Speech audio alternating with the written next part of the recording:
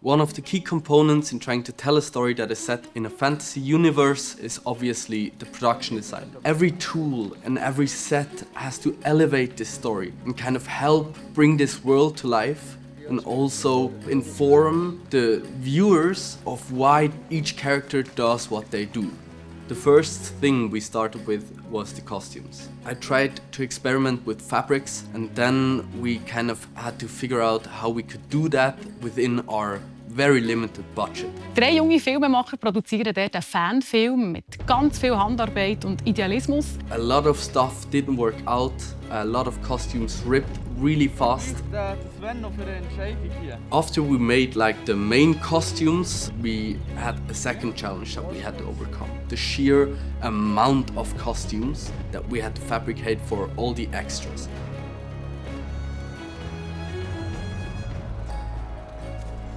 The shoes, for example, were a huge headache.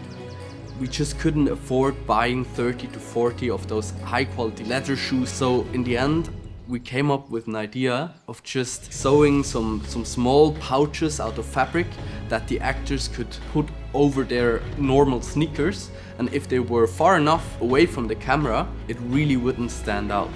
But then, how do we dress 30 to 40 actors and actresses within just 1 to 2 hours on a remote set? So we stacked those costumes in a small crate in a very specific order.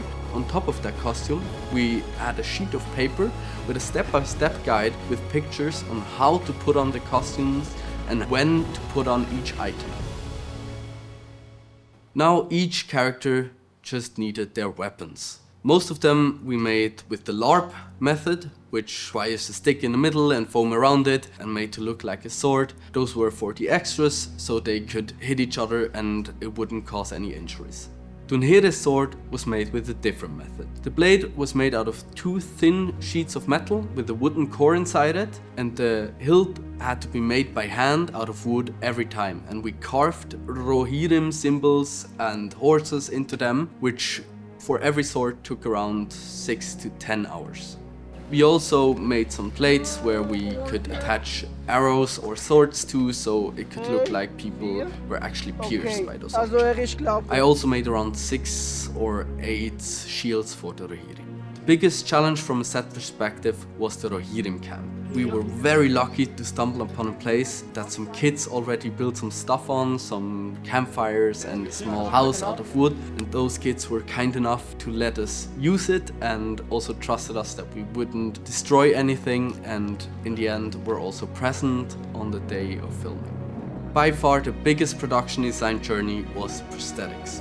The first step is to make a mold of the actor's face.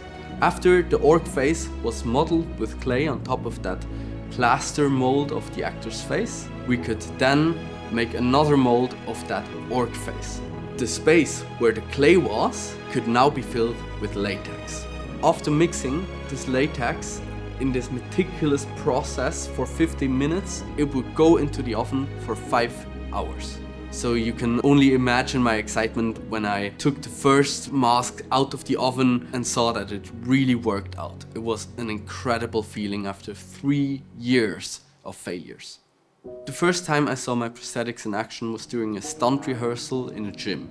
He could speak with it and it would move around with every expression, and it was just like that was his real face. It was an incredible moment. Now the only thing left for the prosthetics was to apply them to the actor's face. For that, we got the help of some amazing makeup artists.